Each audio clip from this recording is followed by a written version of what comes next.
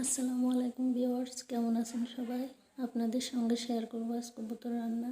বাটা মশলাগুলো নিয়ে নিয়েছি। এবার তেল গরম করে তেলের মধ্যে পেঁয়াজ দিয়ে একটু নাড়াচাড়া করে মশলাগুলো এবারে সব দিয়ে দেব। এবার নেড়ে নেব একটু। পরিমাণ মতো লবণ, হলুদ গুঁড়া, মরিচ দিয়ে দিলাম। এবার একটু নেড়ে নিয়ে কবুতরের মাংসটা দিয়ে দেব। আবার একটু নেড়ে দেব।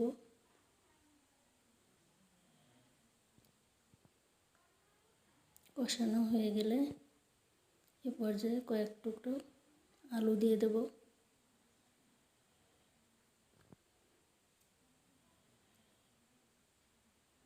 এবারে পরিমাণ মতো পানি দিয়ে দেব।